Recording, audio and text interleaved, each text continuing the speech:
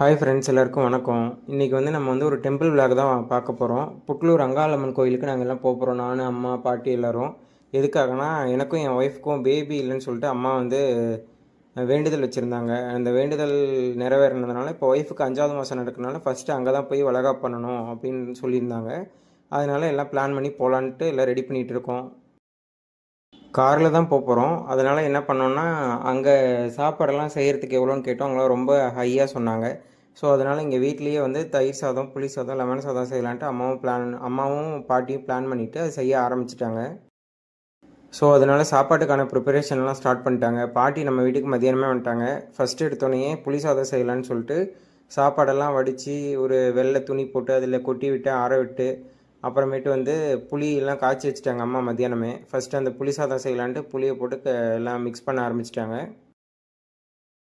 அதுக்கு அடுத்தது லெமன் சாதம். லெமன் சாதத்துக்கு தேவையானதெல்லாம் லெமன்லாம் பிழிஞ்சு விட்டு அதெல்லாம் தாளிச்சிட்டு சாப்பாடு அதே மாதிரி வெள்ளை சாப்பாடு ஆறின சாப்பாட்டில் போட்டு எல்லாம் மிக்ஸ் பண்ணி ரெடியாக வச்சு ஒரு பாத்திரத்தில் அதுக்கு தகுந்த பாத்திரம் எடுக்கிறதா ரொம்ப கஷ்டமாக இருந்துச்சு. ஏன்னா காரில் கம்ஃபர்டபுளாக வச்சு கொண்டு போகிறதுக்காக எப்படியோ கண்டுபிடிச்சி ஒரு 3 பாத்திரம் எடுத்துட்டோம். அந்த 3 பாத்திரத்துலேயும் ஃபில் பண்ண ஆரம்பிச்சிட்டாங்க. அடுத்து தயிர் சாதம். தயிர் சாதத்துக்கு மட்டும் சாப்பாடு கொஞ்சம் பொங்கல் மாதிரி வேணும், இருந்தால் நல்லாயிருக்குன்னு சொல்லிட்டு கொஞ்சம் பொங்கல் மாதிரி செஞ்சுட்டு அப்புறம் தயிர், அப்புறம் பால் ஒரு 1/2 லிட்டர் இருக்கும், காய வச்ச பால், அதெல்லாம் ஊற்றி நல்லா மிக்ஸ் பண்ணி தாளிப்பெலாம் போட்டு சூப்பராக செஞ்சுட்டாங்க. அதையும் ஒரு பாத்திரத்தில் எடுத்து ஃபில் பண்ணிக்கிட்டோம். அவ்வளோதாங்க, சமையல் வேலைலாம் முடிஞ்சிச்சு. அடுத்தது வளையல், இந்த ஜடைக்கு வைக்கிறது, அப்புறம் இந்த தாலி கயிறு, இதெல்லாம் ஏற்கனவே நம்ம ஊர்லேயெல்லாம் வாங்கியாச்சு, சேலம்லேயே வாங்கிட்டோம். அதெல்லாம் பேக் பண்ணி தேங்காய் பழம் எல்லாம் கரெக்டாக பேக் பண்ணி எடுத்து வச்சுட்டு காரில் கிளம்பலான்ட்டு எல்லாம் ரெடி பண்ணிகிட்ருக்கோம். நைட்டு ஒரு 11 கிளம்பணும். மார்னிங் ஒரு 6:30 7 இங்கே ரீச் ஆகிட்டோம். இங்கே பார்த்தா யாருமே இல்லை. ஆனால் கோயில் இப்போ தான் புதுசாக ரெனோவேட் பண்ணுறதுனால எல்லாம் ஒர்க் போயிட்டு இருந்துச்சு. சரி, நம்ம போய் எல்லாம் ரெடி பண்ணலாம் அப்படின்னு சொல்லிட்டு ஃப்ரெஷ்ஷாக பார்க்கலான்னு சொல்லிட்டு பக்கத்துலேயே ஒரு மண்டபம் இருக்குது, அங்கே போய் எல்லா திங்ஸ் எல்லாம் வச்சுட்டு கொஞ்ச நேரம் உட்காந்துருந்தோம். அவ்வளோதாங்க, ஒரு 1/2 தான் வெயிட் பண்ணோம். கொஞ்சம் கொஞ்சமாக அங்கே இருக்க எல்லா ஷாப்பும் ஓப்பன் பண்ண ஆரம்பித்தாங்க. லைனாக ஃபுல்லாக எல்லா கடையும் ஓப்பன் பண்ணிட்டாங்க. எல்லா கடையிலையும் வளையல், அந்த தாலி கயிறு, அப்புறம் சாமிக்கு ஒரு சேலை, இது எல்லாமே அங்கே சேல் பண்ணிகிட்ருக்காங்க. ஆனால் கொஞ்சம் காஸ்ட்லி தான். நம்ம இங்கே லோக்கலில் வாங்குறத விட அங்கே கொஞ்சம் காஸ்ட்லி தான்.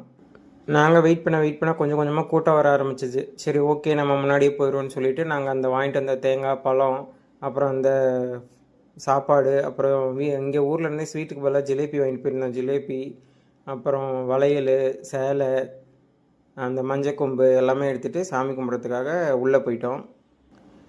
உள்ளே போனால் சாமி அப்படியே ப்ரெக்னெண்ட்டாக இருக்கவங்க எப்படி இருப்பாங்களோ அதே மாதிரியே சாமி படுத்திருந்தது. அங்கே நாங்கள் கொண்டு போனதெல்லாம் கொடுத்தோம். சாமிக்கிட்ட கொஞ்சம் கொஞ்சம் வச்சுட்டு நாங்கள் வாங்கிட்டு போன புடவையை எடுத்துக்கிட்டு அவங்க இன்னொரு புடவை கொடுத்தாங்க. அந்த புடவையில் தான் குழந்தைய ஃபஸ்ட்டு தொட்டிலில் போடணும் அப்படின்னு சொல்லிட்டு கொடுத்தாங்க. அப்புறம் வளையல்லாம் ஒரு 5 வளையல் எடுத்து சாமிக்கிட்ட வச்சுட்டு அதை என் ஒய்ஃபுக்கு போட்டு விட்டுருங்க அப்படின்னு சொல்லிட்டு ஒரு 5 வளையல் திரும்ப கொடுத்துட்டாங்க. அப்புறம் அவ்வளோதாங்க, வெளியே வந்துட்டோம். வெளியே வந்தால் பெரிய மண்டபம், ரொம்ப பெருசு, எவ்வளோ பெருசாக இருந்துச்சு, நிறைய பேர் உட்காரலாம். அந்த மண்டபத்தில் நாங்கள் உட்காந்துருந்தோம். கொஞ்சம் அந்த கொண்டு போன வலையெல்லாம் பிரித்து எல்லாருக்கும் கொடுக்கலான்னு சொல்லிட்டு அம்மா பிரிச்சுட்டு இருந்தாங்க, பாட்டி அம்மாவும். கொஞ்ச நேரத்துலேயே கூட்டம் வர ஆரம்பிச்சிருச்சு. எல்லாம் கப்புள்ஸாக நிறைய பேர் வர ஆரம்பிச்சிட்டாங்க. அங்கேயே வளகாப்பு பண்ணுறதுக்கு ஒரு 4-5 ஜோடி உட்காந்துருந்தாங்க, எல்லாம் ரெடி பண்ணிக்கிட்டு இருந்தாங்க. அப்புறம் எல்லாம் வலையெல்லாம் ஸ்ப்ளிட் பண்ணிட்டு அம்மாவும் பாட்டியும் கொண்டு போய் கொடுக்கறதுக்காக எல்லார்ட்டையும் ஒவ்வொருத்தர்கிட்டயே கொடுத்துட்டு இருந்தாங்க. எல்லாம் ரொம்ப பக்தியோடு எல்லாம் வாங்கிக்கிட்டாங்க. அங்கே பார்த்தீங்கன்னா எல்லாருமே வராங்கங்க. ரொம்ப ரிச்சாக இருக்கவங்களும் வராங்க, மிடில் கிளாஸும் வராங்க, ரொம்ப புவராக இருக்கவங்களும் வராங்க. ஆனால் எல்லாருமே வளையல் அந்த மஞ்சள் கொம்பு கொடுக்கும்போது எல்லாருமே ஒரே மாதிரி தான். எல்லாருமே ரொம்ப ஆத்மார்த்தமாக வாங்கிக்கிட்டாங்க. அப்புறம் சாமிக்கு பிரசாதமாக கொண்டு போன சாப்பாட்டை என்னையும் என் ஒய்ஃபையும் சாப்பிட சொன்னாங்க. அப்புறம் இங்கே வீட்டுக்கு வரத்துக்கு ரொம்ப லேட்டாகன்றனால சரி நீங்கள் மட்டும் சாப்பிட்ருங்கன்னு சொன்னாங்க. அப்புறம் மீதி இருக்க சாப்பாடெல்லாம் கோயிலுக்குள்ளே கொடுக்கக்கூடாது, ஏன்னா ரொம்ப இதாகுது அப்படின்னு சொல்லிட்டு கோயிலுக்கு வெளியே கொண்டு போய் எல்லாருக்கும் அன்னதானமாக கொடுத்துருங்கன்னாங்க. நாங்கள் வெளியே எடுத்துகிட்டு எல்லா சாப்பாடும் அன்னதானமாக கொடுத்துட்டோம். எல்லாருமே வாங்கிக்கிட்டாங்க. அப்புறம் ஒரு 1/2 1 ஹவர் கழித்து பார்த்தீங்கன்னா கொஞ்சம் கொஞ்சமாக க்ரௌடு இன்க்ரீஸ் ஆக ஆரம்பிச்சிச்சு. நாங்கள் போகும்போது யாருமே இல்லை, ரொம்ப எம்டியாக தான் இருந்துச்சு கோவில். அப்புறம் ஒரு 1/2 ஹவரில் கடையெல்லாம் ஓப்பன் பண்ணாங்க.